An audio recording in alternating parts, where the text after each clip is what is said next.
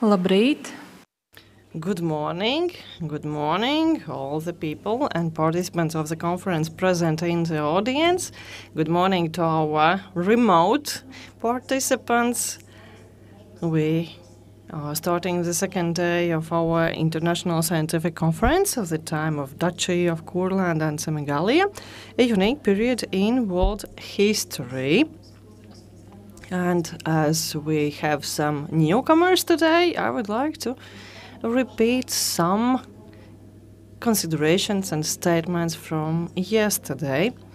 The conference is dedicated and is incorporated in the process of Kuldiga being enlisted in the UNESCO World Cultural Heritage List. In order to study and research the history of Kuldiga and Kuldiga region in the 17th and 18th century, as you can see, the conference has been transformed as initially the conference was planned in April and was transferred to September, and we are having so-called hybrid conference where some speakers are present in person, some are not, and therefore the conference is slightly technically more complicated, and therefore the present participants in the audience are reminded that for discussion or questions and answers, everybody is invited to use the microphone so that the audio could be transmitted online and so that speakers would be chatted and written questions, and translation can be provided only if the person speaks in the microphone. Conference today will be interpreted into English as well. Questions can be forwarded both remotely by SMS or by email to the conference@gmail.com or writing a comment under the online air transmission of the conference on the internet. Coming back to the agenda today, I know that many were expecting that the first speaker today would be professor, doctor, scholar, patroness of the award of Kuldiga, former president of the Republic of Latvia, but taking into consideration that the conference was switched from April to September, I am honored to read her welcoming speech. Dear participants of the International Scientific Conference at the time of Duchy of Courland and Semigallia, a unique period in world history. In the 16th century, which was quite a turning point in the global history, there was a new state emerged. That was the Duchy of Courland. Despite the fact that it was located between the conflicting superpowers, it managed to exist for more than 2 centuries and turn into a significant player on international political arena. There was developing and progressing the production and manufacture and was a really decent partner. Kuldiga, being located at the crossroads of very significant trade ways, turned into a significant administrative center and the residence of the Duke himself for many decades, and the second capital of the duchy alongside with Jelgava or Mīto. Although Kuldiga lost the status of residence, it still continued to be the significant center, administrative center and trade center or hub where the architecture was developing as well. For the protection of Kuldiga as an administrative and historical center of national significance in Latvia, and to preserve the unique architectonic shape of the town, dating back to the period of the Duchy of Courland. In 17th and 18th century, as almost 3/4 of the plaster masonry in the town has been preserved, dating back to the Duchy of Courland. Kuldiga is still the live evidence shaped of houses and streets, as well as engineering networks, as well as the event waterfall, still is that a living museum and living evidence of the period of the Duchy of Courland. To protect the unique treasures and values of Kuldiga for the next generations, the municipality is striving for being included in the list of UNESCO World Cultural Heritage. With the support of the designated state institutions, the municipality is preparing the application for being included on the list.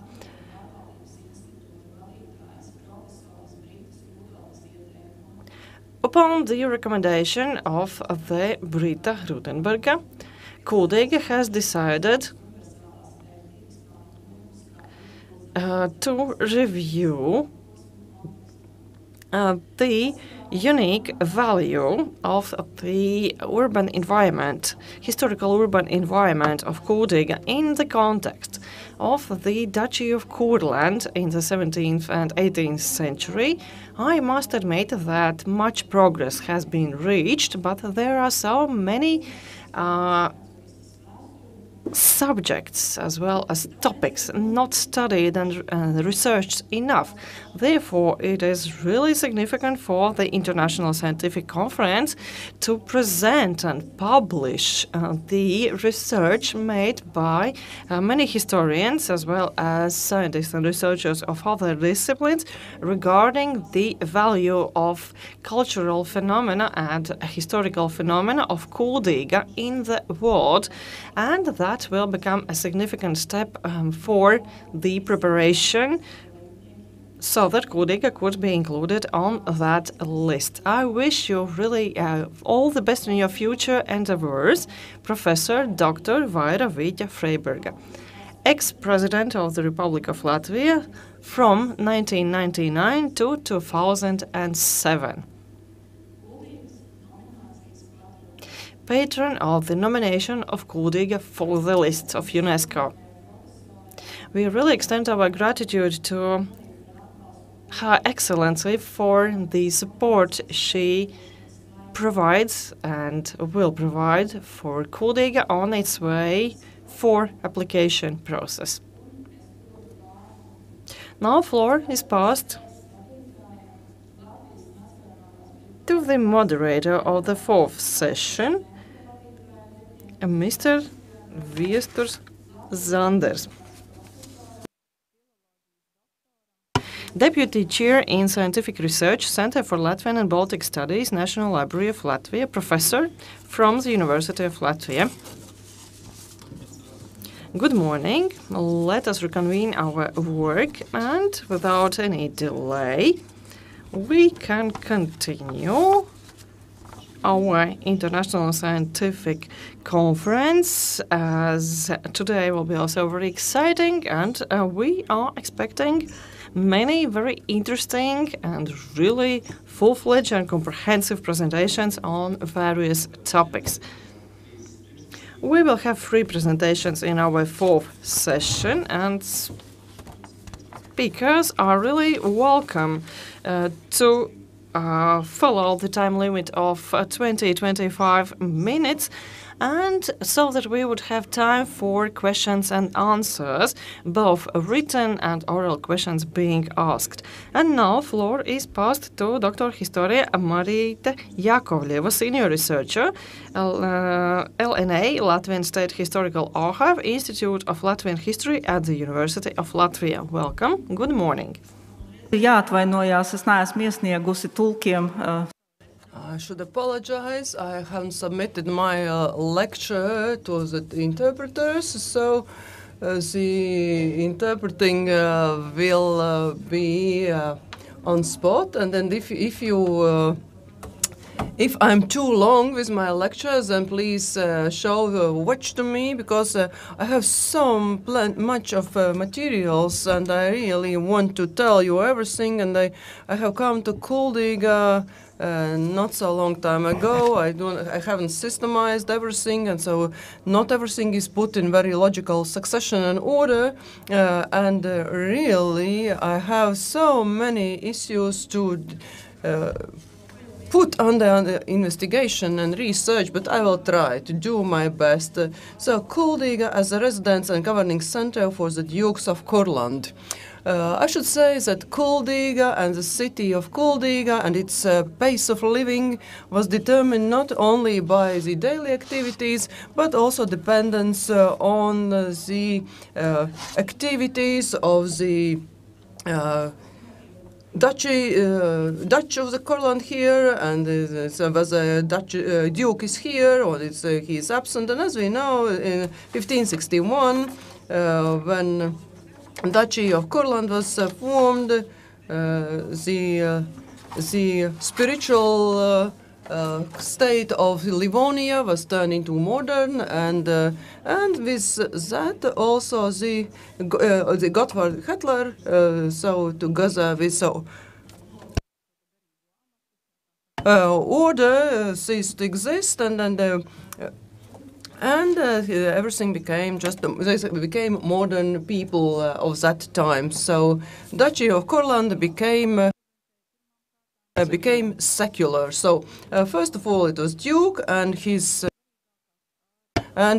court. So everything which institutions which were managing the state and also the people belonging to the court. They all are a governing body of the state. It was financed by the Duke, and the Duchy of Courland. Everything what was received, it was not distributed to courts or to Duke's incomes and the state, but the Duke had to cover all expenses related to needs of the state.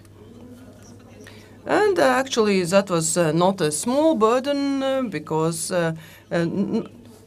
noblemen of Courland were freed or exempt of all taxes. They just paid the taxes which they had decided themselves and voluntarily decided to pay. And they paid not as a noble person personally, but he collected from his peasants and then paid to the Duke. Coming back to Courland, as we see, Johann Georg Weygand, the panorama of Kuldiga around 1729, and we see the castle of the Duke when you enter the town, and it is much bigger in size than all other buildings in the town, and it looks like even a church by its height, and it's even maybe bigger than the church. The castle is a place which determines the daily activities and pace of the town as such. And the castle is also the place where all activities related to the management are done. Court decisions are taken there, and trials are made there, and it is the most important center of all the lives of the people. Kuldiga, already Duke Gotthard wanted to make this town as the capital of this his activities, and he also wanted to have Vidzeme under his possession, and he wanted to have Riga as his residence, and we know that it was impossible, and Riga together with Vidzeme stayed at the possession of Poles, but Duke Gotthard as his most important towns and castles considered Kuldiga.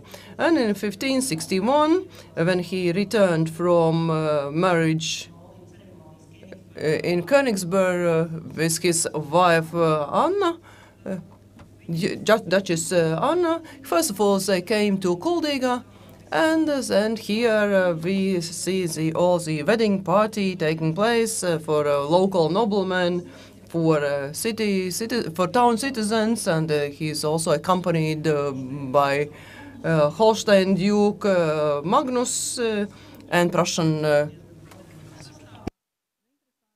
ambassadors, and it is very interesting that there is a shortage of musicians at that time, and Duke wrote a letter asking to stay for musicians to stay here for some more time because they are missing local musicians here. Duke Gotthard with Duchess Anna stayed outside Kuldīga as well, while children were left in Kuldīga castle in the court, and it is very interesting letter from 1576 from December, when the person responsible for the children writes to Duke Gotthard that Friedrichs, who is 7 years old at that time, has wrote a letter to his father, while Anna has wrote a letter to Mother Anna. But for the youngest kids, there is a need for new clothing. But children are around 1 year old. So very interesting such nuances which we can find in the letters. And also when starting Gotthard's, at the beginning, Gotthard wanted to have Kuldīga as his main residence, but due to different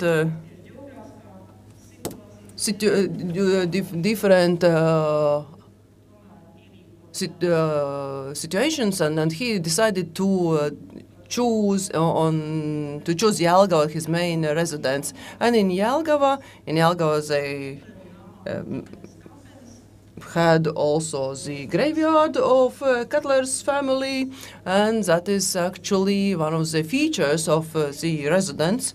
And as I already mentioned, Jelgava became a capital of burials. I would say that Kuldīga was a place of festive events where they organized marriages and all happy events of the Duke and Duchess. So here we see drawing. Let's take a closer look at the picture. It is 18th century. Kuldīga Castle is in quite poor situation. So we see that walls have broken down, but still there is a roof, and the main building of the castle is still there. Johann Georg Weigand is a very significant person, not only in the history of Kuldīga. He was a doctor, but he is also one of the first persons who made the name of Kuldīga and Courland known in the whole Europe. And we know that historians have heard a lot about Weigand's manuscript about the history of the Duchess of Courland. He had devoted that to Anna, to Duchess Anna, and we also have this material in our archives, the copy of it in our archives, but the original is stored in Peterborough. And as I already mentioned, this manuscript is one of the sources of information for many researchers who are collecting information on Courland at that time. And Weigand also published articles in mass media of that time in Europe. He published stories about catching fish in the air, and different proverbs, that Kuldīga is famous with flying fish, and also he made popular different historical events of Duchy of Courland. And I would say that this is one of the persons whom we should remember here in Kuldīga, and should make him more popular also today. And here we see a picture Duke Gotthard with Duchess Anna. But of course, residents in Kuldiga Castle, so for this most significant issue is the most important. It is during Wilhelm's time, born in 1574, and his oldest son, he spent childhood here in Kuldiga. Later, mother brought him to Rostock University. He was studying there and visiting mother's relatives. He had many contacts in different noble families and also in courts in Europe. And in 1594, returned to Courland. And the next spring, he signed agreement with older brother Friedrich, where brothers agreed on the execution of testimony of their father. So it was the splitting between Bidzeme and Courland, and they decided how to implement this testimony. And so Wilhelm stays here in Kuldiga, and this becomes his main place of residence. Wilhelm also is traveling a lot around Europe, and in 1609 he gets married with Prussian Duchess Sophia, and in 1610 he brings a wife here home to Kuldiga. Here we see Duke's Wilhelm order from 1595, where when he leaves abroad and he leaves orders to his court that once in 3 weeks they have to come to Kuldiga and have to hold trials here. And it is interesting that this document has been retained, and it is addressed to the court of Wilhelm, but it is still, we have the original here, and it is retained in the archives of the town council.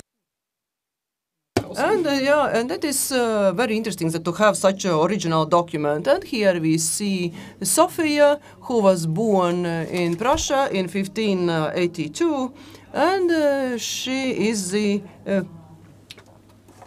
mother of the Duke of Courland, Jacob. Yeah. And one of the myths which we have here in Courland, in Kuldiga, it is a story about the Duke Jacob, that he has been baptized in the church in Catherine, but it is not really true. Here we see the letter of the Duke to Henrik Berg, which was sent to his brother, Duke Friedrich, and he also announces that he has a son on the 28th of October, and on the 16th of December, it is planned to have a baptizing of the son, and he invites brother with his wife. He invites brother with his wife to this festive event. And we should say that this legend about christening in the Church of Catherine, this comes from manuscript where it is said that Jacob has been baptized already 1 week after the birth. And this fact came actually from the law of Courland churches, because according to those laws, any child of a noble family or a peasant family had to be baptized within 8 days after his or her birth, and it had to be done at church, in the church, not at home. But for the dukes, it was there were different principles.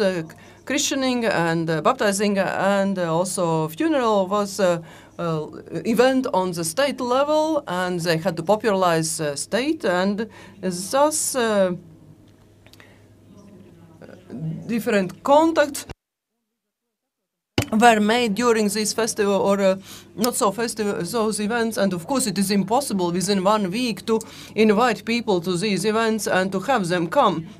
And we know that one of the godfathers of Jacob was, it was James Stuart, King of England. And we also have a copy of invitation letter to the king, and also king's answer where he agrees to become godfather of the child and sends his representative, agrees to send his representative to Courland. And it is clear that 16th of December from the 28th of October, it is not enough time for envoys to come to Courland from the whole Europe.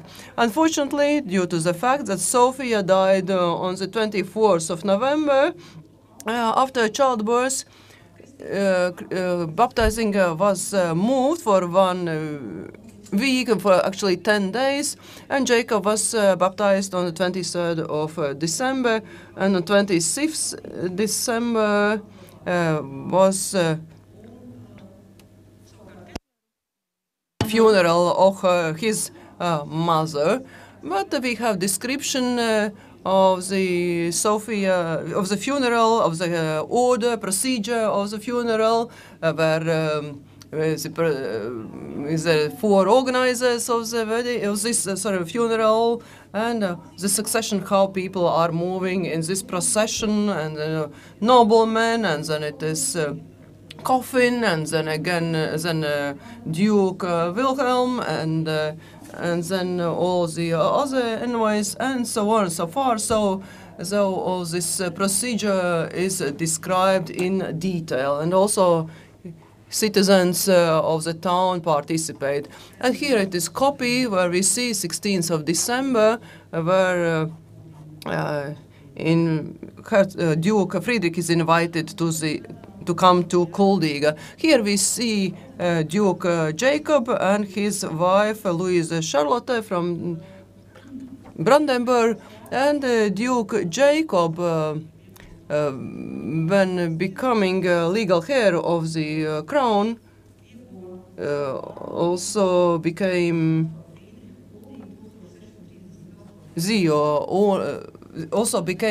legal possessor of Courland, and he was very active in economic activities. He made shipyards in Liepājas, and he moved the shipyard to Ventspils.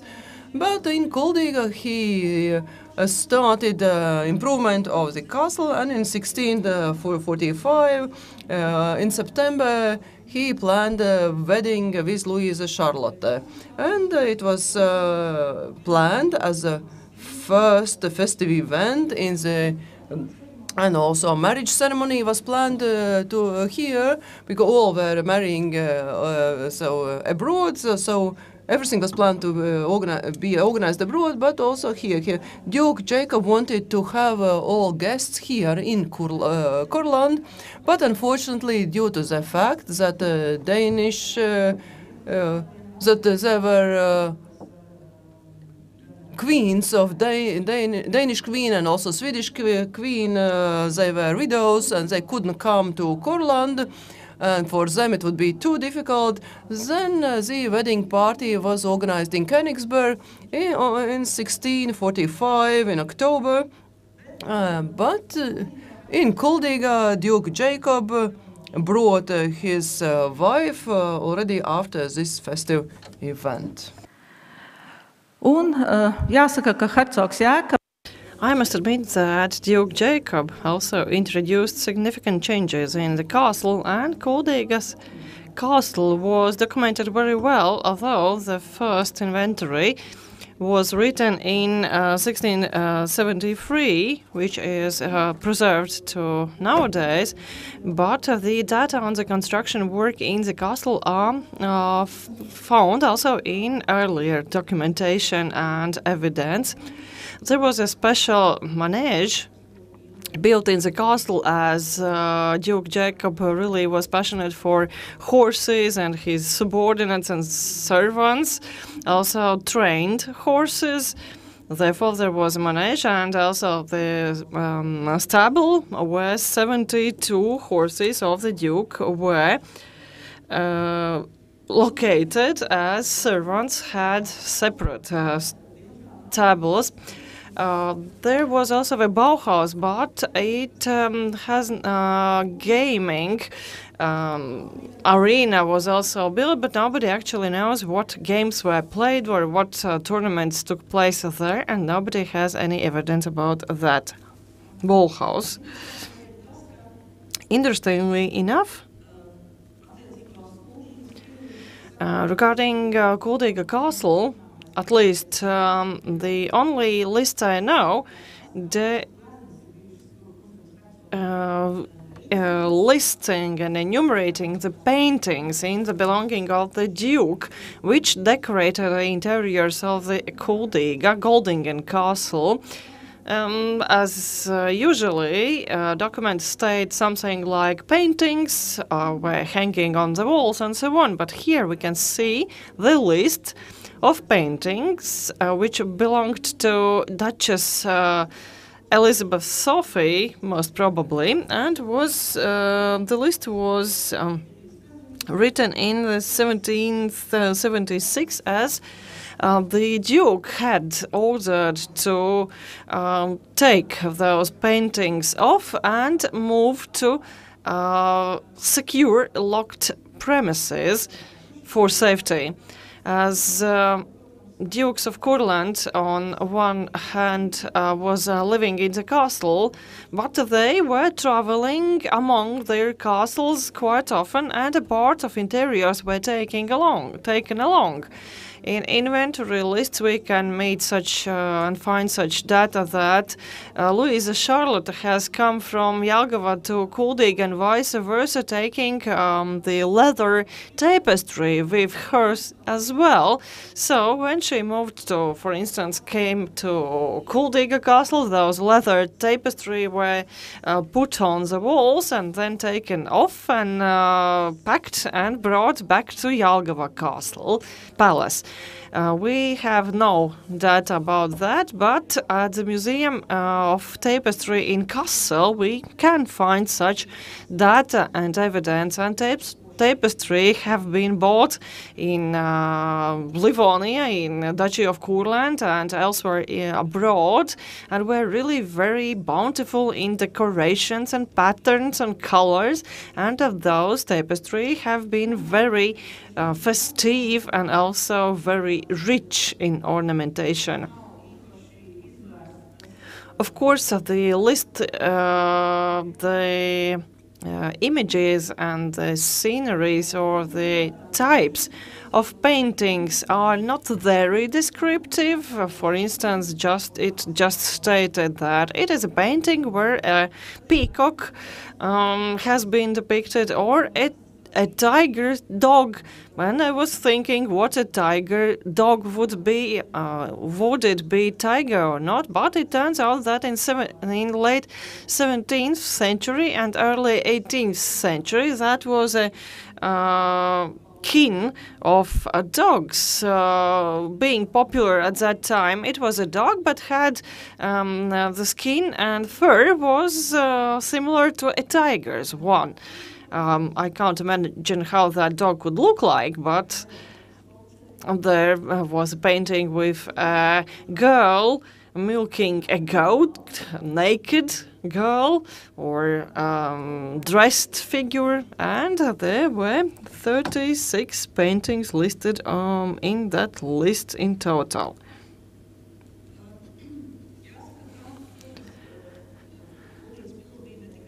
I can mention that Goldingen or Kuldīga Castle was the castle when residents were very festive and happy. Events took place, such weddings and etc. But that was also the administrative residents where the Landtags and official meetings took place as well. Unfortunately, we do not have precise data on the occasions of Landtag in Kuldiga, but one of those was organized in 1568 when the Duke was going to enter and join the Polish-Lithuanian Commonwealth. In 1569, then in 1599 to 1600, with no particular data about that. Some Landtags have taken place in 17, 16, 22, 27, 37, and so on. Interestingly enough, that Landtag of 1624, when the Duke would have gone to inspect his lands in Semigallia, at least 2 or 3 senior advisors should stay in the castle, in Kuldīga Castle, to accept different types of applications and pleas. Whereas when Duke would have come back from Courland, the advisors should stay in Kuldiga.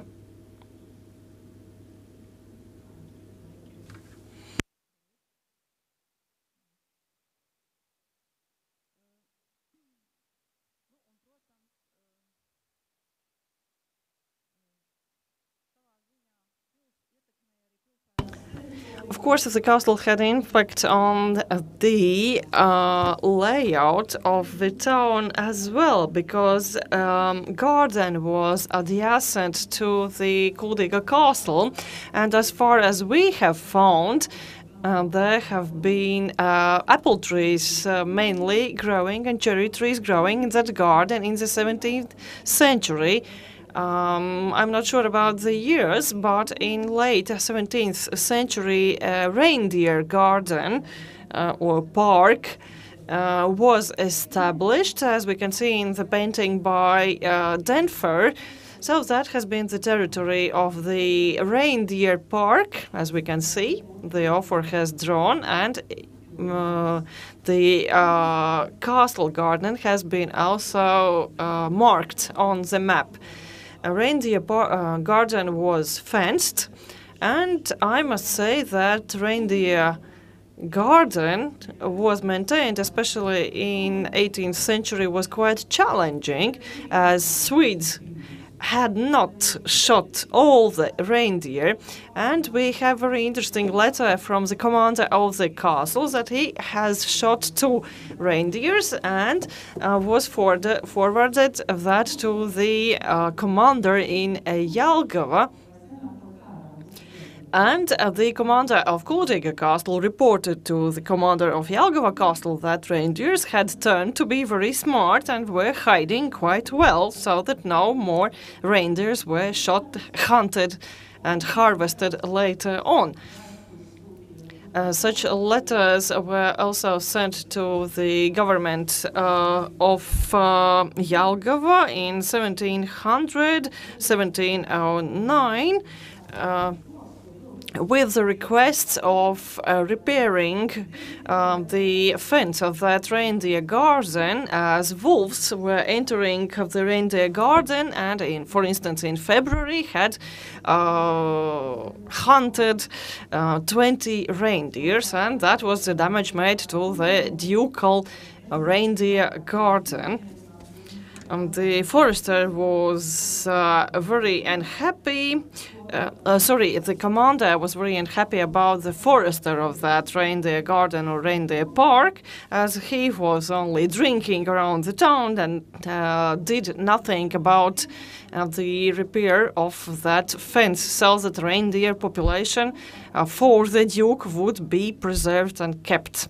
I haven't found any evidences of the answers provided by the commander of Jelgava Castle back to the commander of Kuldīga Castle. Later on, the fence was damaged totally, reindeers had disappeared, and then that park turned to be very good attracting point for Kuldīga residents to take a stroll to take a stroll or walk around the park, and one of the lessees, tenants of the park, was requesting to fell trees in the former reindeer garden so that fields could be arranged there, and that was the same fate reached the ducal castle park as well. That was a place where people were living who had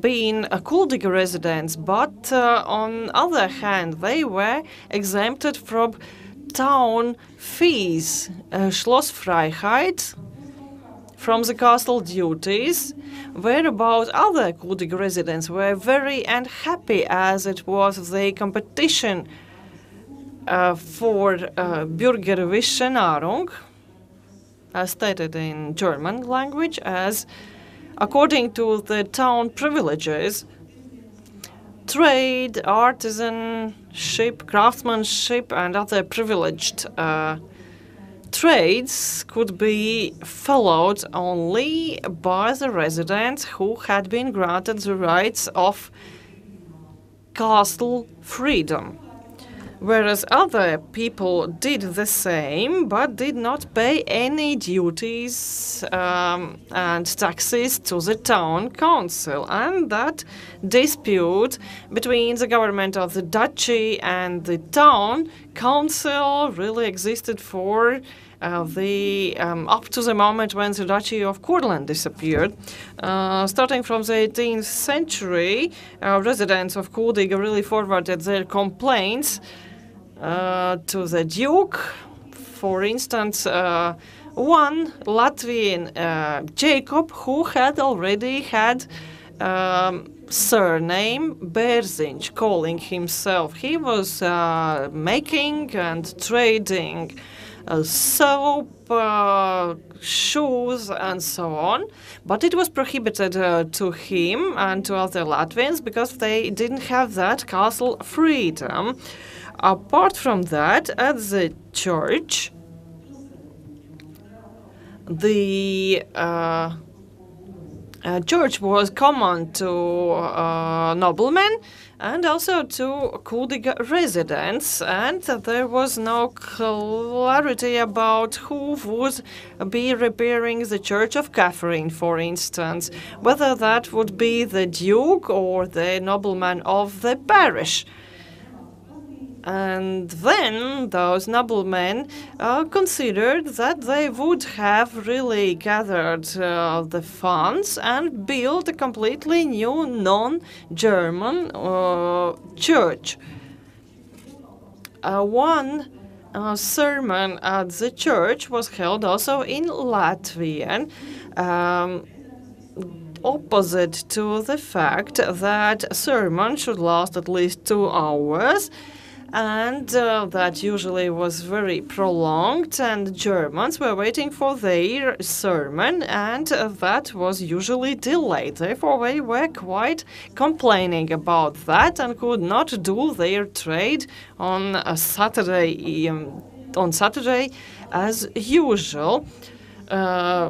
Patron rights on the poor people house for Germans was financed by the Duke, whereas this poor people house for residents of the town was financed by the town council.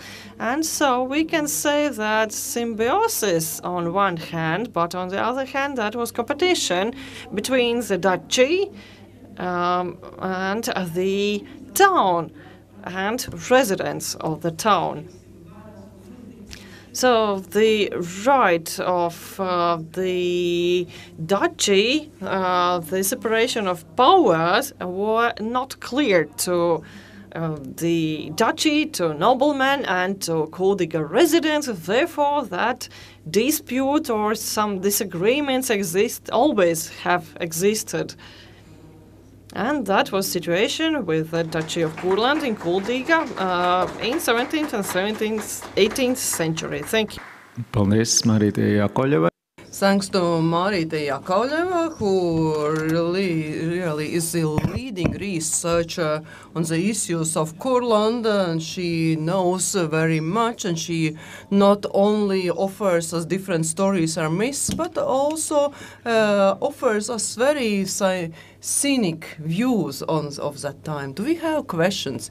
Thank you very much for so interesting lecture. And I have two questions. You mentioned that dukes were traveling and they took with them different objects. I have a question. Is it documented that they took also books with them? Or about the gifts? Are there any documents proving that there were gifts used? The noblemen from other countries making gifts to the Duke and Duchess or anything like that. So are there such documents? Or with regard to books, I haven't seen any such documents, but about the gifts, yes, there are documented gifts to dukes and Duke and Duchess, and also their gifts to other noblemen and to other reigning houses. It is a quite huge topic, and we can it is a topic of a separate speech or even a conference. Could you name at least some objects which have been made as a gift? Usually it is some cup or some graal or something, or also or 1645 it was present as a barrel from as a wedding present, and it is still can be found, and it is from Courland objects. We have not found many of the objects, but about things which have been presented, or not really things. These are gifts. It is horses, dogs, and hawks and puppies, such live beings. So, anybody else? Also, I would like to thank you for so interesting story. I have a very strange question, very specific actually. So, Duchess of Courland. So, industrial state, I would say. So, 75 manufacturers, and it was. Also, some specific objects they were producing for hunting, and it was a very interesting lock for it. So, do you have any idea about such any information about this hunting device or tool? It is difficult to answer to say, but I know that in Kandava there have been several specialists or masters, craftsmen, who were really good craftsmen that have done and made these objects, but nothing more. I haven't found anything specific in documents. About the number of manufacturers, you should be very careful. We have this feeling that it is a number of so many manufacturers, but it was so that one was established and then it ceased to exist, and it is now. So you should not exaggerate with the figures, actually. Well, thank you very much. Thanks for a very interesting lecture. I have 3 questions. So one is very narrow, and then it is next is wider and very wide. So the very simple question: when Landtag comes, noblemen, where did they stay when Landtag was organized in the town? Another about people living in the citizens of the town. Do we know the number of citizens in Kuldiga during Dutch times of Courland? In Riga it increased mechanically, or how was it with Kuldiga? Do we know the number, and can it be examined? And the third question, which is very wide, what do you think if maybe we need one bulky, big research on the Courland. Also, maybe we need one big publication for people to read. And if we are not able to do it on the scope of the whole Duchy of Courland, or maybe we can make such a on Kuldiga, or maybe we should translate the research on noblemen of Courland from German. Somewhere they have made such research for 100 years approximately. Maybe Latvians also could read this when it is translated.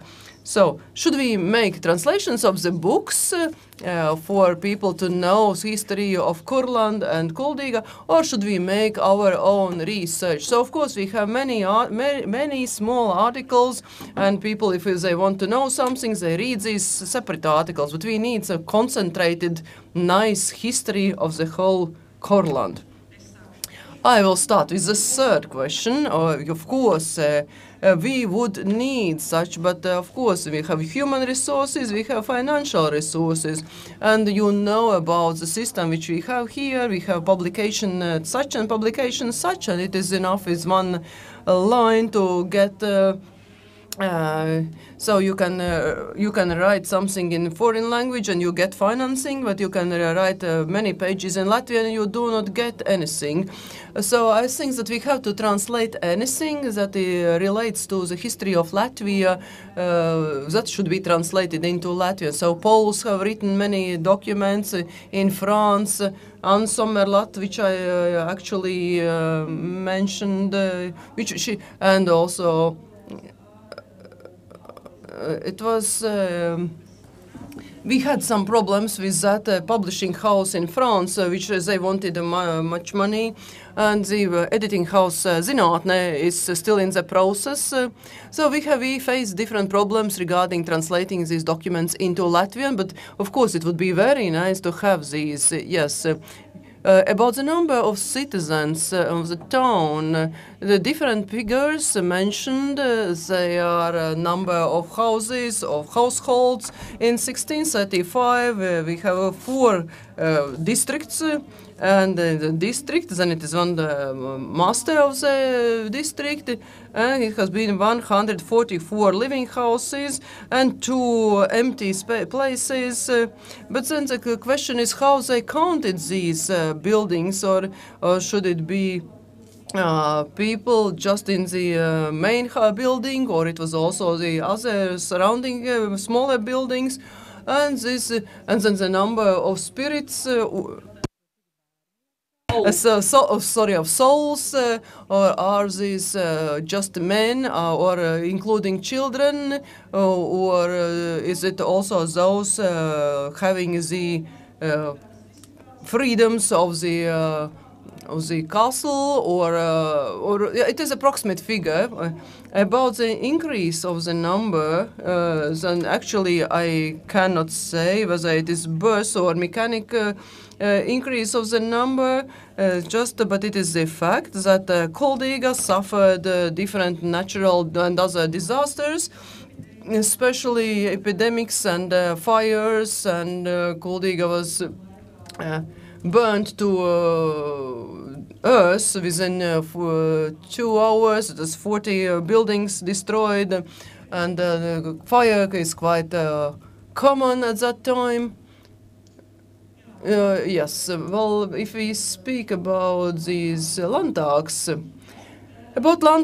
we should say so that the noblemen owned quite many buildings here, houses, and always there have been conflicts between parties, between noblemen and also citizens, so asking about the jurisdiction of those people who are living in these houses. Can it be a trial of these people living in the nobleman's house, and also about fees to be paid and duties to be paid?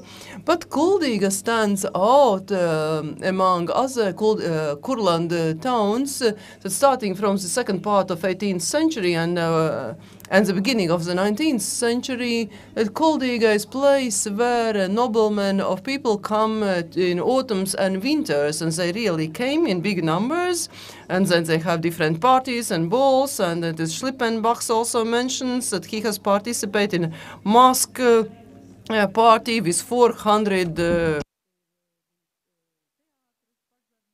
carriages, and every 2 weeks it had been some theater performance and concert, and really festive events have been many here, and this started already at the time of the Duchy. But where Landtag people were living during that Landtag time around the town, I think. And it was also very interesting to mention that Landtags of the Duchy is one thing, but from 1691 to 1709, there's several Piltene Landtags also held, and this is also interesting because Kuldiga is not in Piltene territory, but while castle was here in good orders, and Piltene Landtags were held in Kuldiga. Thank you very much. Do we have any other questions? It is one request, not really a question. Taking into account that I know how many people were waiting for Marīta's lecture, I would like to ask to comment one thing. Marīta, some years ago, also made a lecture telling us about different myths about Kuldiga, and just some minutes, some myths which were demissed, and also audience has changed during these years. It is just very interesting. One myth was already mentioned about the baptizing of the Duke, and something else could you mention if you remember? The main myth was, of course, about the shipyard in Kuldiga, which is unrealistic due to the river and to and Duke Jacob established it in Liepāja, and later moved it to Ventspils. The fact that iron manufacture was established by Duke Jacob, that is not true. It was done by Friedrich Casimir, his son. And anything else, I think not so much myths than addition to everything. Johann Georg Weigand, in his manuscript, counts ships which have been drawn on the ceiling of the big hall, and he says it is, and even lists in names. And then in all manuscripts and in all books, there is a number of the fleet of the ships of the Duke. But when you read in 1619 the stock list of 1699, it turns out that these ships have been painted not only in the main hall of the castle, but also in apartments of the Duke, of the Duchess, and different other rooms. Also in one room, it had been also the globe on the ceiling. But unfortunately, it never says that it is without names. And then the question is, where from Weigand has taken this information, or has he combined or merged this? Because there is a list of ships, yes, but it never says that they have been depicted on the ceiling of the ceiling. So it could be that we could say that both these facts were merged and made public. And something small. So it is. We know that in Kuldiga we have cultural potatoes being grown, and they have been harvested already, and we have discussed this, and people have questions about potatoes and Duke Jacob. Could you comment on potatoes and Duke Jacob? Well, it is not really precisely known when potato was imported. That is unknown. What we can find in Mirbach's book and where this information comes, that I also do not know. But in the So in the 17th century already, in the court of Duke Jacob, we hear read about potatoes. We don't know whether they were grown, but he really knew about potatoes. He had stayed in France, in the Netherlands, and they already were using potatoes. In the end of the 17th century, it was mentioned that potatoes are grown also in the garden of Duchess in Jelgava. And around that time also the first cooking books with different potato food recipes, and it could be also in the possession of the Duchess of Courland. So yes, potatoes were known, but of course not among peasants. It was not used for food, and at that time it was only at the big end of the 18th century, not so early as 17th century. Thank you very much.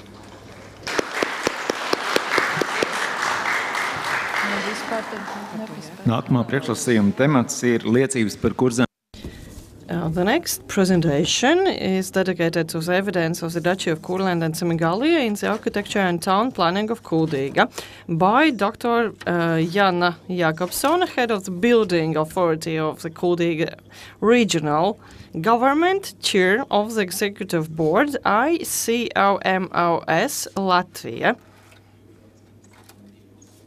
And Inta Jansson, architect, building authority of the Kuldīga regional government, PhD student from the University of Latvia. Good morning, ladies and gentlemen. I'm happy to see everybody present here. Colleagues, in terms of interest taken and passion taken for the specific historical period. And we would be telling about evidence of the Duchy of Courland and Semigallia in the architecture and town planning of Kuldiga.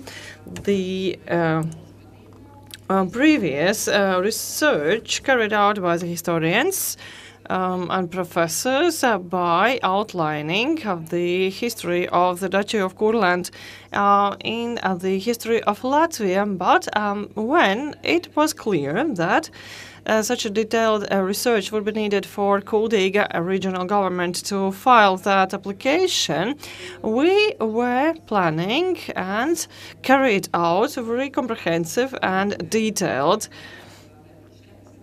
for that. We would like to thank our colleagues from the Building Authority for that really enormous contribution of the attribution of the evidence of the Duchy of Courland and Semigallia in the architecture and town planning of Kuldiga, including Venta waterfall. And I would like to present the conclusions of that research as well as a further development of the town. The paper was researched aimed at studying and researching town maps, drawings, paintings, as well as other geographical historical evidence. Mainly we have used the first map, which to our opinion is the basic and fundamental material for knowledge-based research of the change of scenery, skyline, layout of the town, sceneries, drawings of Venta waterfall, and further other drawings and paintings dating back to the period of the Duchy of Courland. Having studied the materials on Kuldiga town in the period of the Duchy of Courland and Semigallia, we have studied many evidence and documents as well as maps, interiors, drawings and paintings. Documental materials or documentary materials are enough for assessing the evidence of the Duchy of Courland in the architecture of town planning. In the map you can see the evidence which are preserved and kept of the Duchy of Courland and are depicted in pink color on our map in the plan layout of the 1797.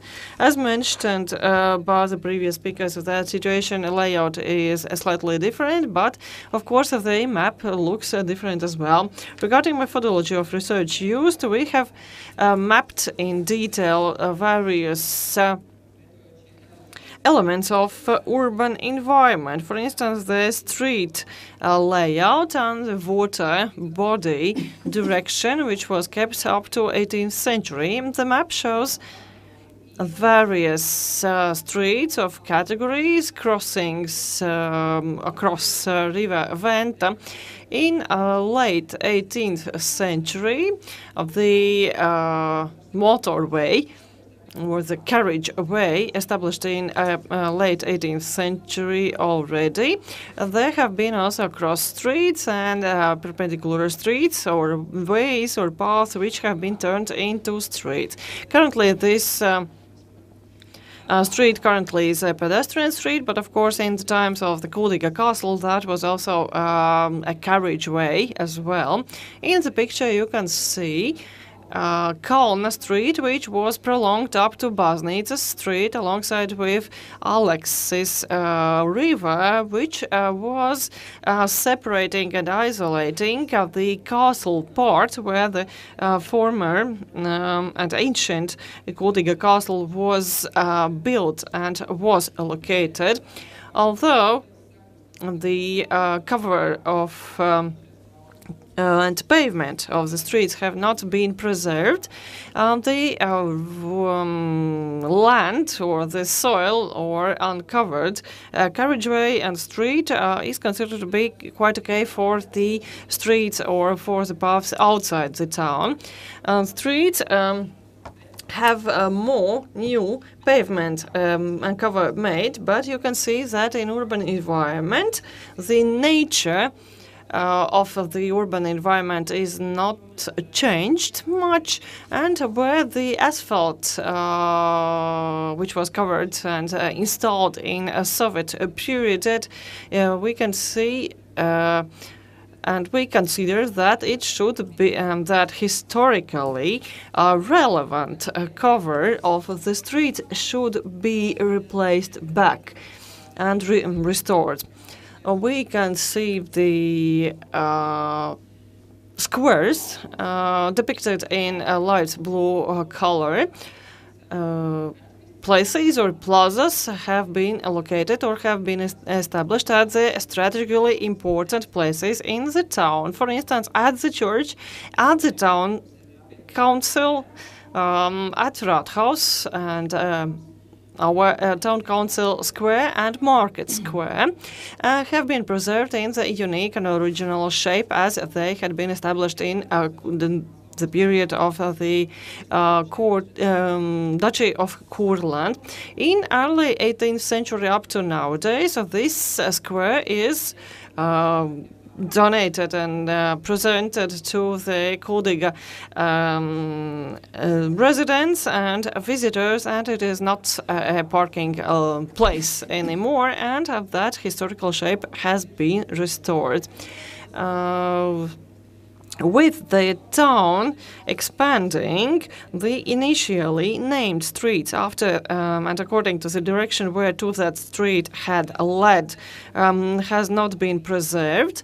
All the main streets depicted on the map of the 18th century have been preserved and are still existent, and almost half of the squares of the town have kept their initially planned purpose and purpose of the use. Regarding the spatial mapping, the same analysis have been carried out. For instance, Alexis River.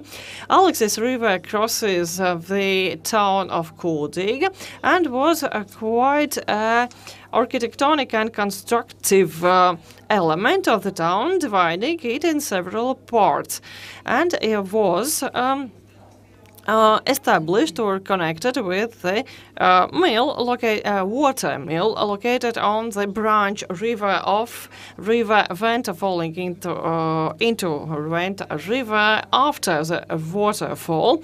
The different type and width of bridges, in total 11 bridges have been installed and erected throughout the times, and original bridge constructions and structures have been preserved in some cases. So this is an ensemble of buildings on the Alexis River, showing the sequence and consequence of the traditions kept and preserved in the historical part of the town.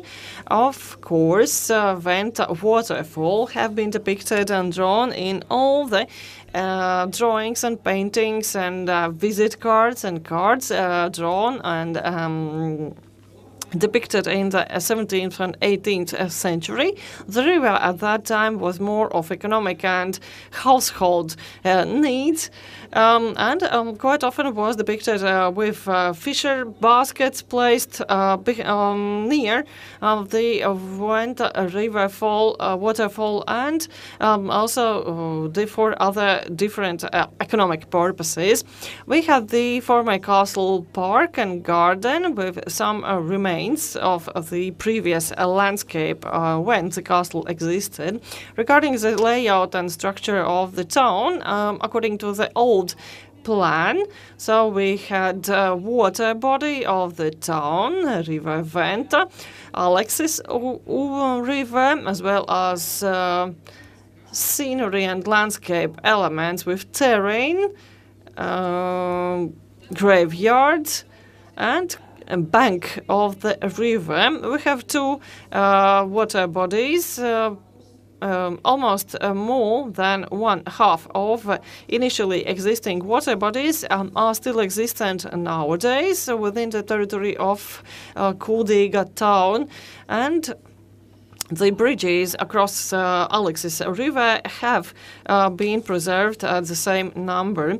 We would like to thank Professor Brita Rudolph for the methodology she recommended, as well studying the buildings, houses and other elements of the urban environment. We have a cartograph of facades of the buildings and houses in Kuldīga town, with the most prominent examples of that period we have studied. Until 1797, the preservation degree of the buildings and houses built before 1797 have been preserved, and we are keeping to the date of that. Construction volume of the houses or buildings built before the late 18th century, if that has been preserved the same, those buildings and houses were included in the analysis. We have 18 houses or buildings with the characteristic or typical construction volume, structures, layouts, fittings, and also different elements of the construction, including the characteristic roofing structure, as well as beams used in the construction, as well as foundations, walls, roof, and historically relevant window covers, as well as the wind beam of the roof construction made of wood. And then we have another category of the constructions and structures, building structures, preserved until the late 18th century, according to configuration of initial plans in the basement, which was later on replaced with plaster work. Proportions, facades, and the elements and finishing materials characteristic of the period we have studied. The next category marked was the location of those houses or buildings built. For instance, 13 Police Street. Visually, total image of the building or house built before late 18th century. The other group would be sequence or heritage of the building tradition preserved and met the total image of the house. So located on the Pilsoņu Street 14, two-slope or four-slope roofing structure warehouse where we do not have any data or information about the warehouses on the initial map dating back to 1797. Evidence in nature were collected, identified and analysed. We have Jelgava Street 13. The most characteristic and typical elements, which is the Saint Trinity Church in Kuldiga, were in architectonic elements and decoration in the interior are quite simplistic, but are relevant to the existing architectonic solutions for 1776, with original elements also preserved. Interior of dwelling houses have several elements preserved from that reported period. For instance, at 17 Baznica Street, we have the window arch incorporated and embedded, as well as some patterns for dating back to 1797, where from 3/4 of the houses were built in mid-18th century, and architectural image really still evidences the characteristic elements of the Duchy of Courland period. In total, the houses being preserved and existing still from the construction tradition followed by the Duchy of Courland really create the visual image and evidence of the town at that specific period.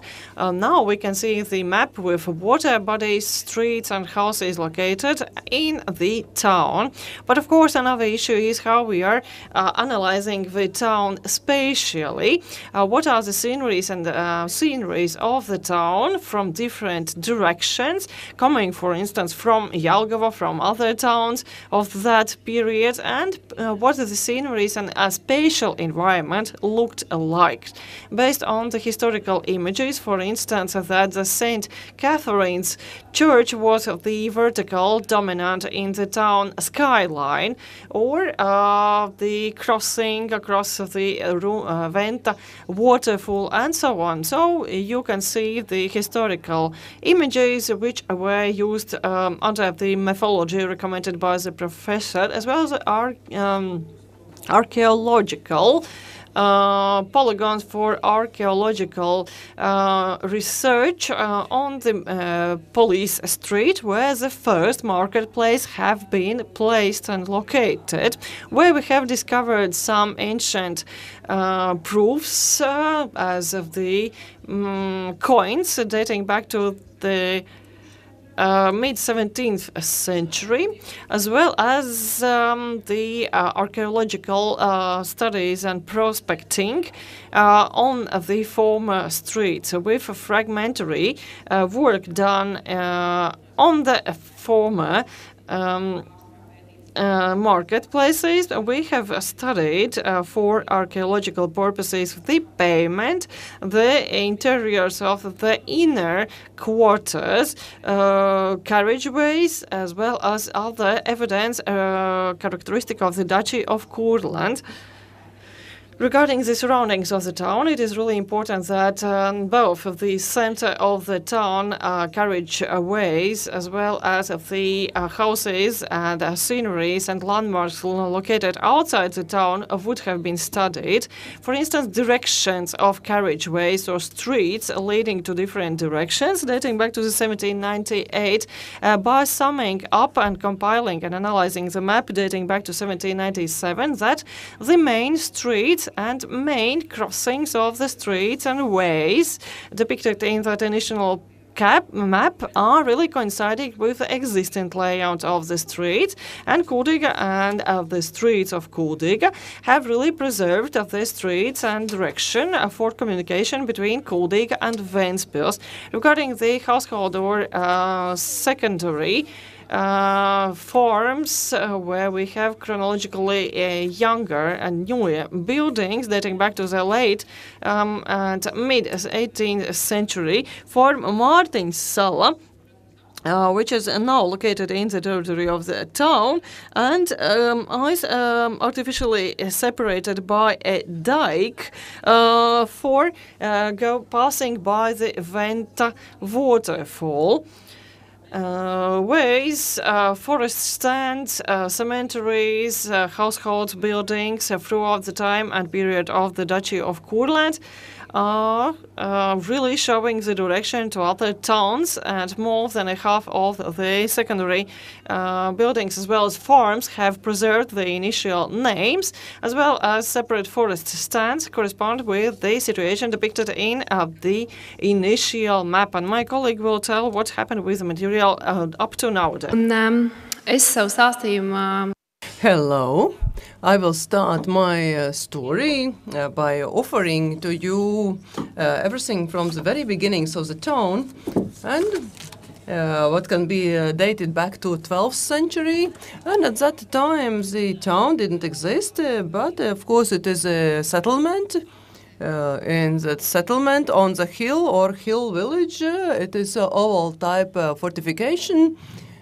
And in the 13th century, the Livonian order castle is being built, and this is considered to be the foundation date of the town. But both these territories are autonomous, they are independent of each other, and until the 14th century, the town is expanding quite rapidly, but it consists of 4 autonomous parts of the town, and these are just the first, the second, the territory of the castle, and also Livonian order part, which is the central part, and also on the north part of the town, there is one part of the on the north side of the part of the settlement. These are the 4 districts which form the beginnings of the town. Also, these 4 only in the 16th, 17th century, these all parts are merged with one legal system in one economic unit. And I would like to mention also the fact that on 1561, while it is the date of establishing the duchy, so it is actually a very precise date. And at the time we see that the main axis of the town is the main street of the town. It is a marketplace, and also there are these other streets, adjacent streets, and in the 17th century, it is the new city square is being built, taking into account the fact that the town is expanding, and the previous one is too small. It is a new center formed for the town, and it also facilitated the development of the neighboring districts. The first is a Catholic district, where Catholic Churchill receives land for building a church, and also the properties around that place. And thus the community of Catholics is made. And in the north part of the town, the Jewish people come to the town and settle here, and this part of the town is developed. In this time, the structure of the town already has two squares, and then also the street which is connecting these 2 squares. 18th century should be considered the time for rapid expanding of the town. It is strengthening of economic activities between different towns, and also streets and roads are developing in the direction of these towns, and mainly buildings are on the front of these roads. And this town has this asterisk form. And 18th century, now many changes. Mostly it is density of the buildings. At the second part of the century, slightly bigger houses are being built. Streets stays the same. Only when planning bridges towards Riga direction, only some streets are changed, and they change direction, combining and merging, connecting the 2 different streets, and also the crossing over Alexis River becomes of secondary importance.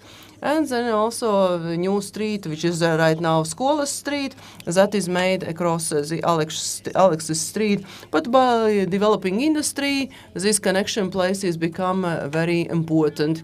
And about buildings, in the beginning of 19th century, mostly this is one-story buildings, quite similar along the streets, in the yards. They are supplemented with different additional structures, different volumes inside, but in the center the buildings are more representable, but in the yards it is very simple and everything is quite similar.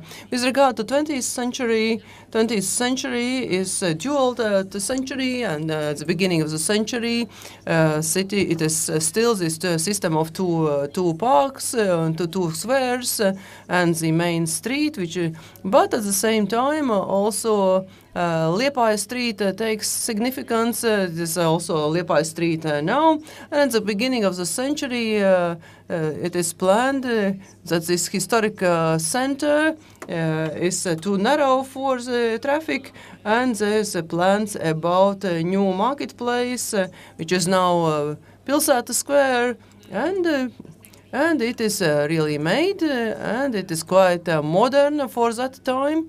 And it is equipped for the needs of the market, and at the same time it is also planned as the economic center of the town. But at the same time, a little bit more about the buildings. The beginning of the 20th century, of course, the intensity of buildings increase, industry is developing, number of citizens increase.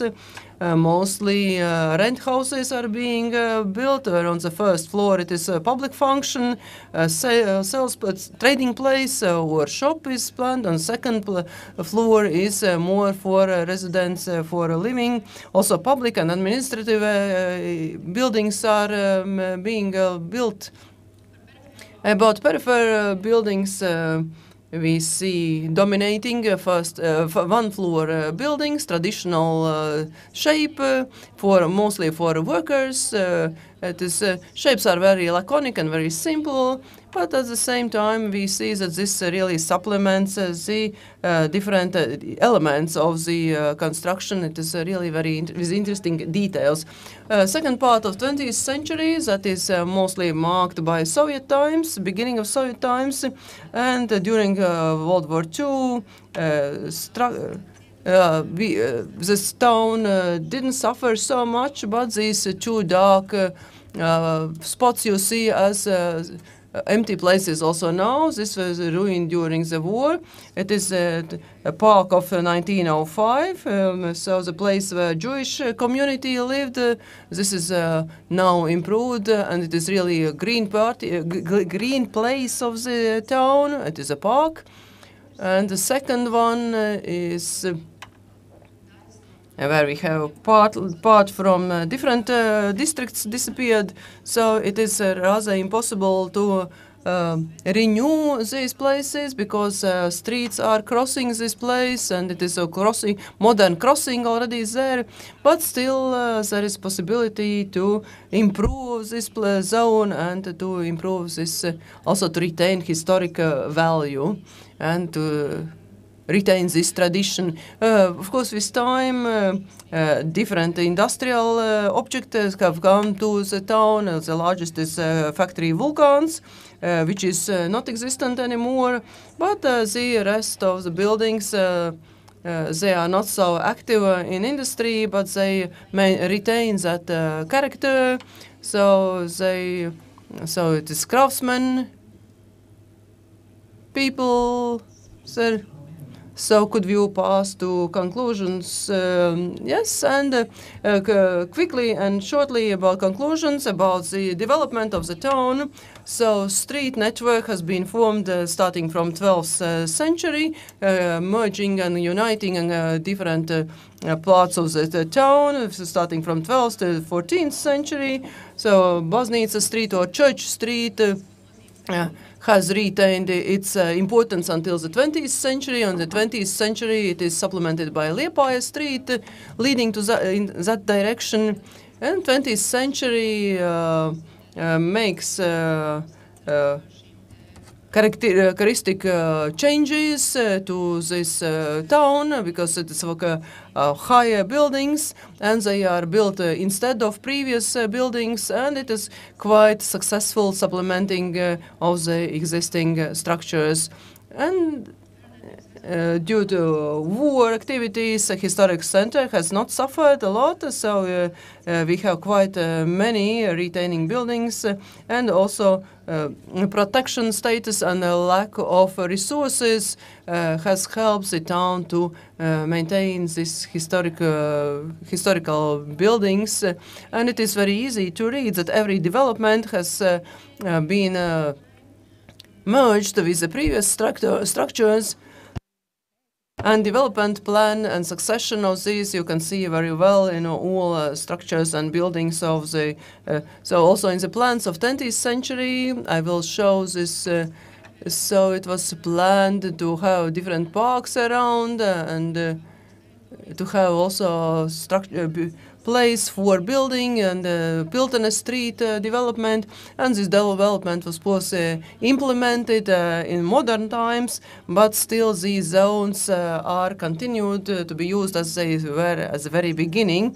And historical center of the town has retained its administrative significance, and at the same time we also have the function of the business and also residential functions. So it is social economic activities of the town, and also residents are still here not only in the morning and evening hours, but during the whole day and all the days of the week. So it is, and by summarizing all these issues, historical, scientific, scenic and cultural witnesses, we have made such a local and international heritage territory. So you see this essence, the nutshell of all this, and this violet color. This is the protection area, which and this map serves us as a material for managing all these historic certificates in our daily life. How we are administering these cultural historical values, mostly we perform different research activities, scientific and cultural, different investigations, so we try to make normative regulations for local regulations. Also, we try to maintain a balanced town environment. So we have different guidelines for organizing this environment. And here you see also the cover for parks and for streets, meeting the historic aspects of the town. So the street coverage is not asphalt, but complying with the historical materials, and at the same time the policy of the town management is that all these important functions should be developed, and they should be developed in the historic city center. So town should not be emptied of people, so it should be retained. And a very good example of this is about sports complex development here locally and in the center, and also about the involvement of society. We really believe that local community are those who use this our heritage, and we do a lot to inform people about the values of the town, about specific features, and not only on the local value scale, but also on international scale. And we do a lot to explain the proper methods and solutions for renovation of buildings. We provide different methodic materials to tell how we organize these renovations and what to do is also very practical issues involving our citizens in maintaining historical buildings, renovation of these buildings, just through practice to understand the material use, also the significance of these materials, to retain the historical buildings in their shape. And with time, local municipality has participated in the different grant systems, and then we can also attract different specialists of the sphere and restoration specialists with best examples of in the field. And in 2 minutes, when answering the question whether in modern times we have some features and some witnesses, evidences from Courland's times, from the Duchy of Courland, and is it enough to represent us in the world? So we have, from those times, we have quite many of these elements which allow us to feel that epoch, to see the buildings, the volume of the buildings, and that you saw also in my presentation, on the map on the screen. And when we evaluate the scenery and the structures, we see that mostly we have retained the Duchy of Courland. So we have retained many buildings, we have panoramic scenery, also the scale, the character, also special elements, some elements, and also we feel the influence of the Duchy in the planning of the town, in the architecture of the town, and especially if we analyze this with the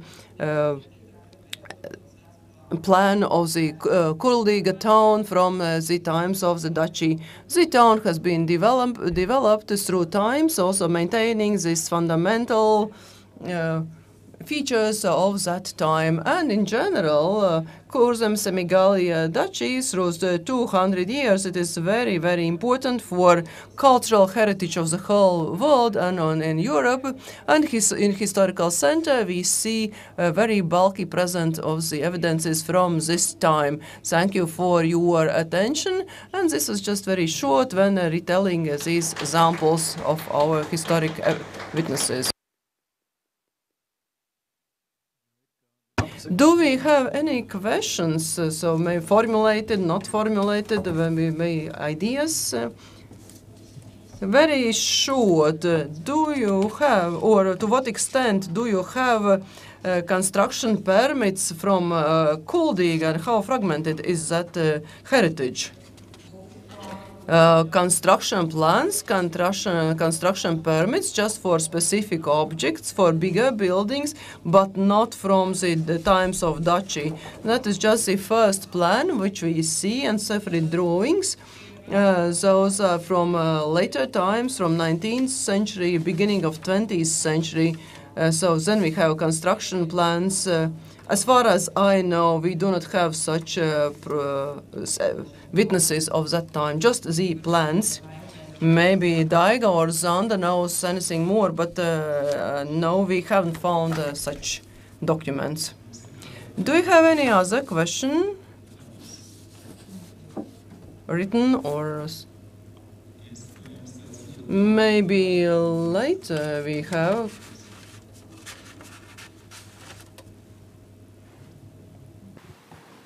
Bet jau varētu tā ļoti. Man vēl.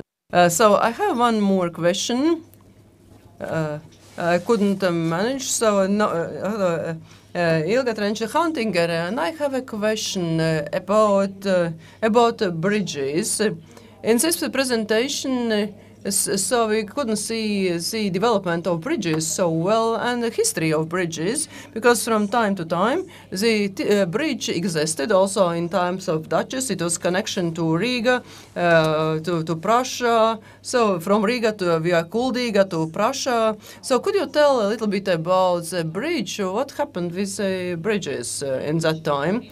This research, so we try to base on known sources, and we do not have enough knowledge on the bridge across the Venta River at that time, and therefore we didn't emphasize this. Maybe Daiga and Zanda knows anything more, but we have agreed so far that the material about the bridge and the existence of the bridge, it is just fragmented in written form. We do not have any other evidences, so we have not analyzed Daiga. Zanda, could you comment about this? But yes, but maybe, so we have a question here. Maybe it is possible to think about it and come back to that issue afterwards. So thank you very much. Thank you for your presentation. On the last presentation in our fourth session today coincides with the format of the conference itself, remote sensing of the Kuldīga Castle, contemporary methods in practical architectonic research by Master of Architecture, Artūrs Lapiņš, architect, so Doctor to be, arhitektoniskās izpētes grupa, company.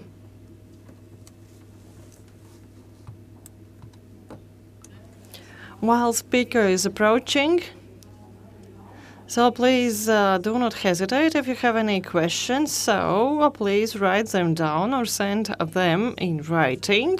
We'll have all the speakers on our panel at the end of the session, and we will end our discussion part as well.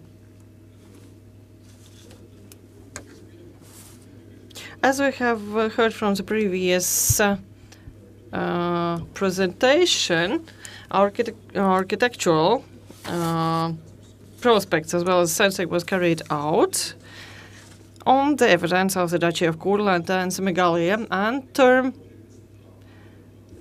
upstanding archaeology. So the archaeological evidence which is searched for in upstand archaeology if compared or contrasted to the underground.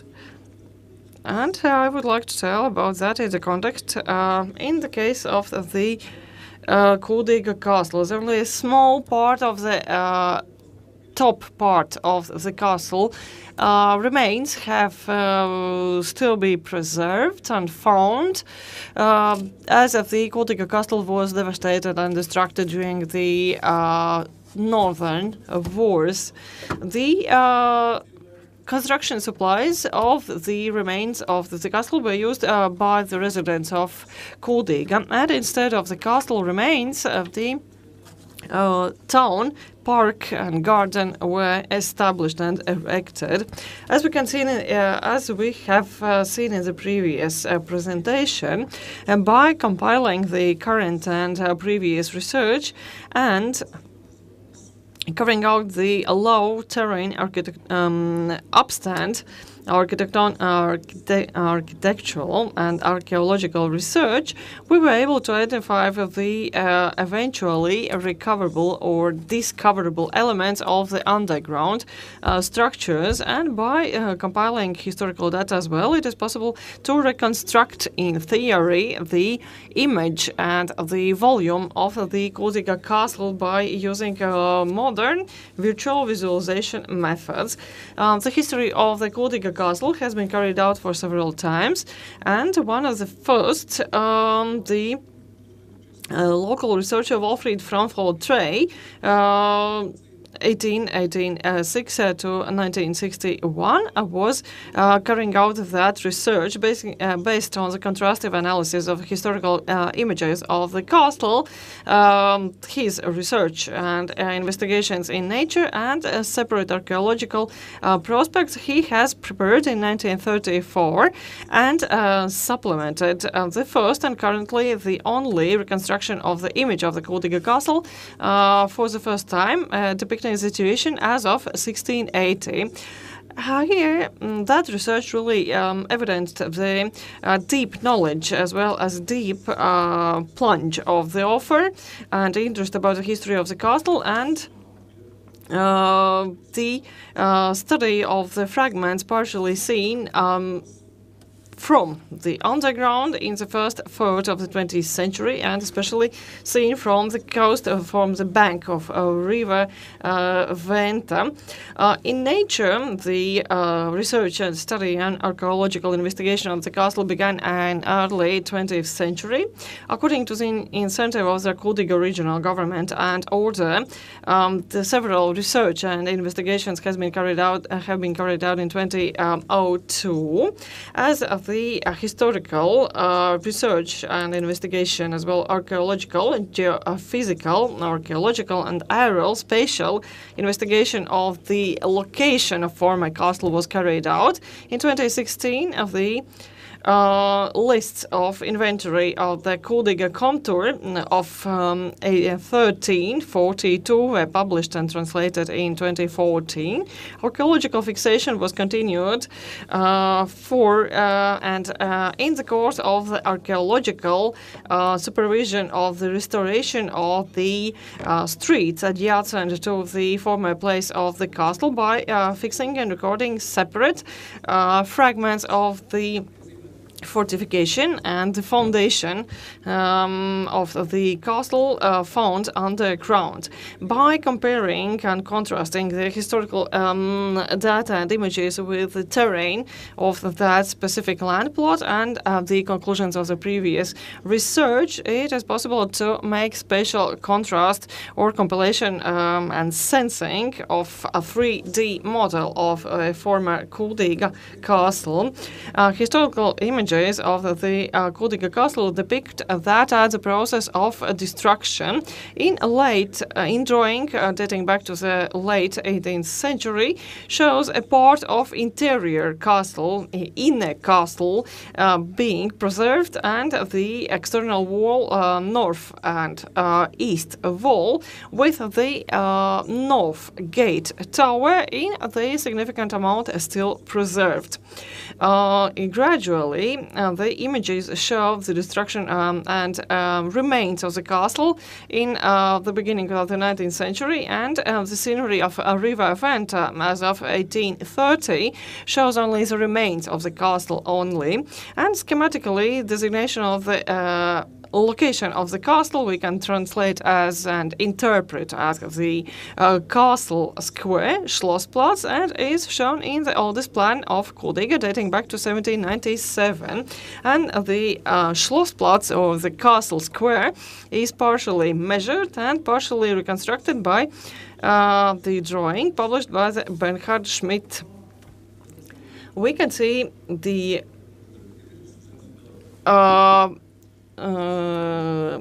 upstand and terrain or underground images or 3D modeling of the former place, and we can see and compare the heights or skyline of that castle by contrasting or comparing it to the height of average height of trees, and therefore we really identified the physical location of former Kuldiga castle. According to the data of archaeological investigation and sensing, we can see the image by a colleague. The walls and terrain, of course, shows the north direction of the tower and of the gate, which will allow us investigating archaeological evidence in more detail. One of the oldest aerospatial sensing in under different weather conditions, which was used in Great Britain, Poland, as well as with experience gained in Latvia. In April, after the snow melt in spring period, we have tried a pilot project for aerospatial investigation in 2002. In early spring, we were hoping to define the soil marks or the signs or features of different humidity in the soil. And in May, we hoped and expected to see the signs or features of growing and sprouting grass shot. Although, as the report concluded, due to the overgrown territory and area of the castle place, none of the described features we did not find and identify either of the features we expected to see, and therefore different differences or extraordinary conditions could have been reported and fixed, but unfortunately such a systematic fixation in different light spectra have not been carried out. Therefore, most prominent results on the objects or elements located underground were identified by using so-called land radar, and geophysical investigation of the remains of the Kuldiga castle was carried out by engineer Georgijs Sichos in 2002, and the cartograph on the right depicts the investigation carried out, potential location of walls, fortifications and underground communications. There is also there have been potentially an underground passage, secret passage, leading to the north outside of the castle, which might be also purposed for the Duke or for some escape if needed. So, by combining the geophysical investigation and schematic model of the surface of potential location of the Kuldiga castle was modeled, and we can contrast or compile it with the existing situation and the buildings located on the territory of the former castle of Kuldiga, and location and direction of the streets currently existing in the town. Then it is possible to overlap with the data from spatial modeling of the existing situation, leading and resulting in the further places to be investigated for more precise model, 3D model, to be implemented. And when that 3D model will be ready, we will be able to study it and to compare with the historical images at our disposal and our possession. So, comparing and contrasting it with the terrain according to the drawing of Fromhold tray, reconstruction as of 1680, and if compared to the historical image, we could contrast or overlap the model with the historical image and to see how the model looks like and whether it corresponds to the historical images of a partly destructed or devastated castle with the ducal castle located in the very middle. And it is possible to precise the model by means of the reconstruction, where we can see the location of the towers alongside the perimeter of the castle and with the terrain, existing terrain and former terrain and scenery, if compared to the height of the skyline of the town itself. And now we'll have a short video.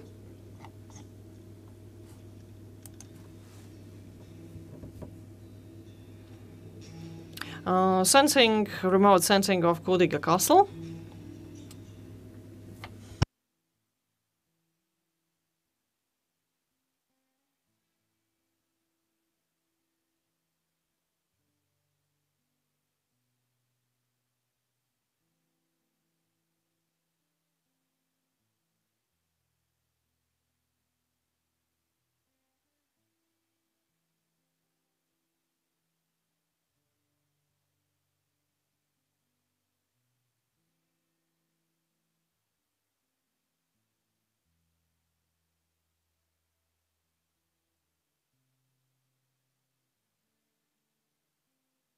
Drawing by Weber.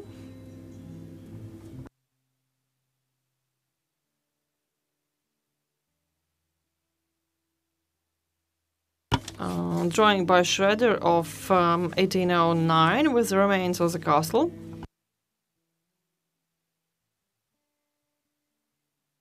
In Courland.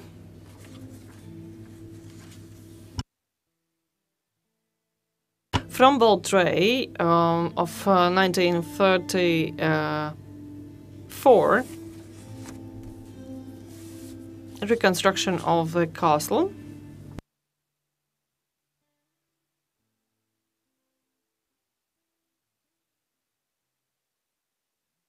Thank you for your attention.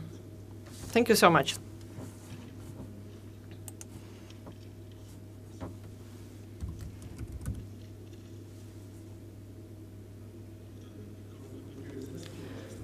Although there are only rare evidence of the volume of the castle, which was devastated and disappeared in at the end of the 18th century and the beginning of the 19th century, and based on the historical data and the upstand archaeological investigation, creation of the digital model of the castle will provide theoretical reconstruction of the volume of the Kuldiga Order castle, and the location of the castle still preserves the several terrain elements, providing only a fragmentary and incomplete and incomprehensive image or impression about the former construction of the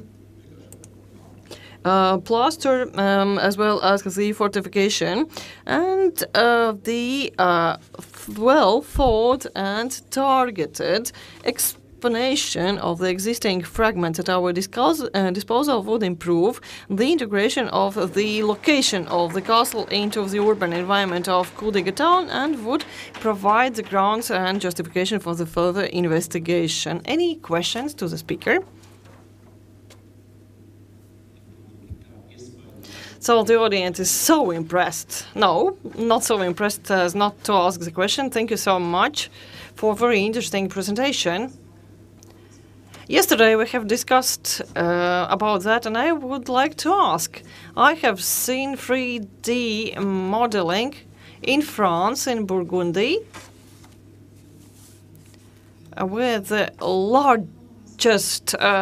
larger building have been existed more larger construction volume than the Vatican. So could it be the same method or samples used from France? So that, and could you share how where your inspiration comes from?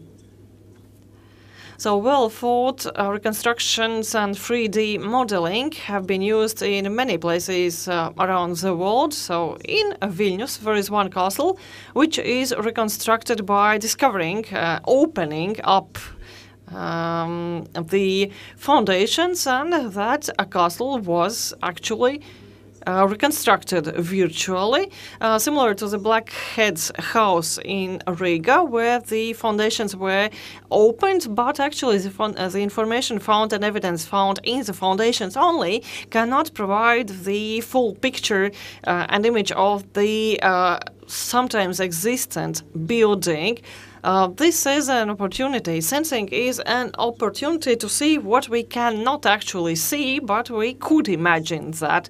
So we have houses, person comes to a town or to a place, the more he or she knows, the more information will be, that information if that will be a 3D model, at least, of the Kuldiga castle, visitors and tourists will have an opportunity to see, at least virtually, how the town could have looked like when the castle still existed, and this enhanced reality could be provided.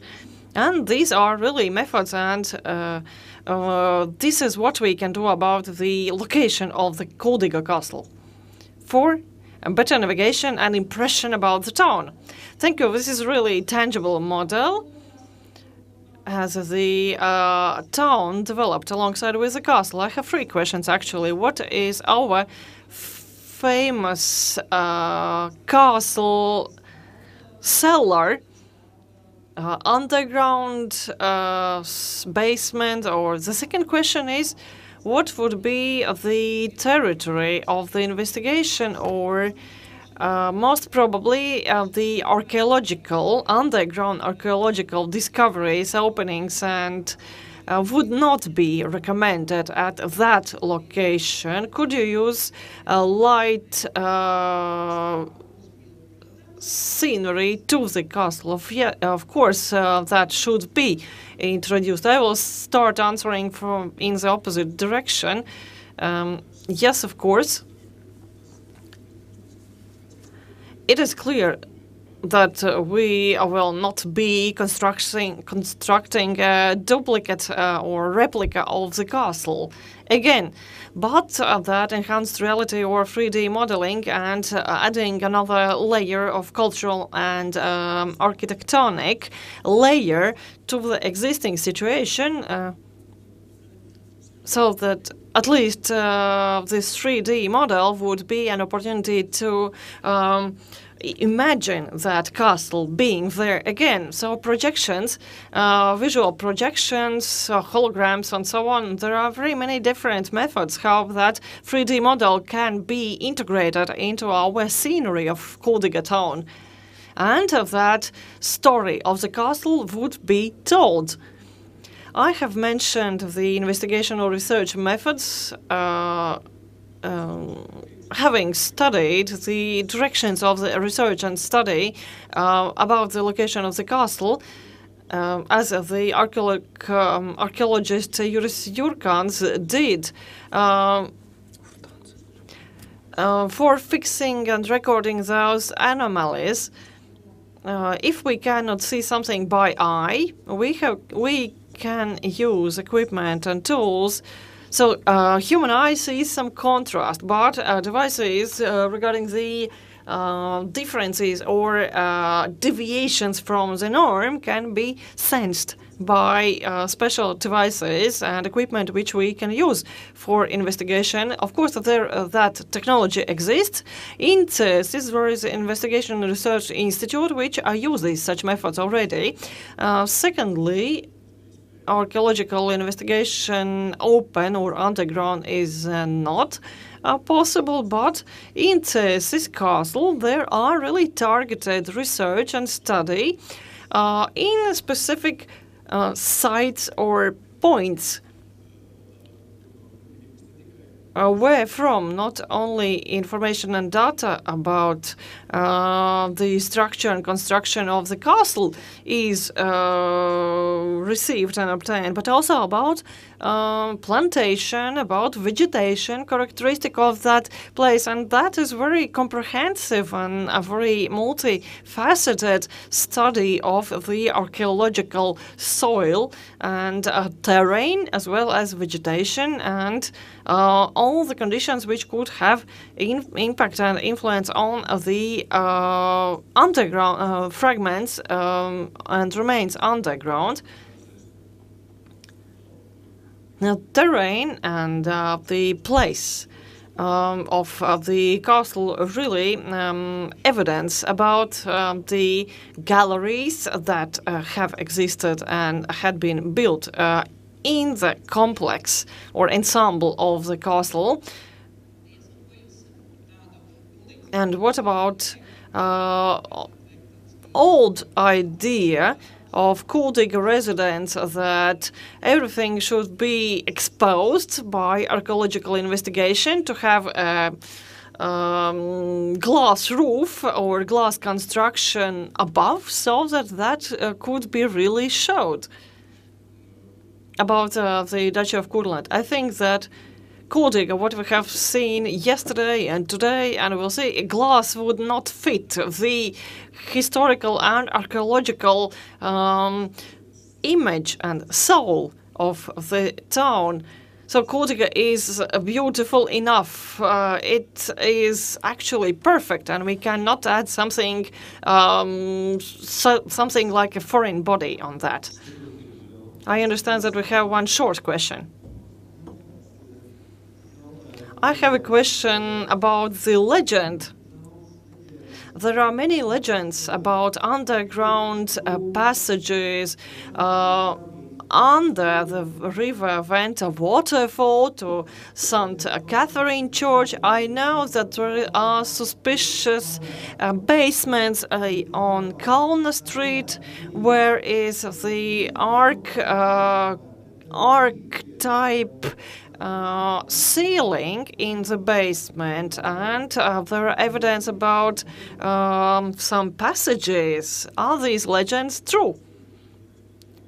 So data about the passage underground we can really see according to the spatial remote sensing. So on the slide on the map you could see that straight line. And why there is an arch in basement as Kuldiga. There are many different water bodies and small rivers, or that might be some underground canal or channel, which was really characteristic of that time. If that has been passage, then we could have imagined why, for what purpose such passage would be built. If I understand correctly, that these could have been a part of drainage system, and these are passages for cleaning those, or for blowing or flowing. So all the water comes into the upper river in Kuldiga town, and so, for instance, if there is a small river or some spring and a house is built, then later on, above that, so that river or that spring could really damage the foundations, and therefore such channels or canals were built.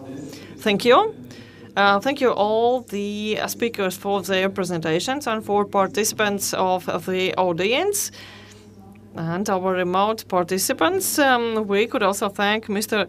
Zanters for moderating this session. Thank you so much, but I didn't do anything about that. And now we announce the coffee break, and we will reconvene at 12 o'clock sharp. Thank you so much.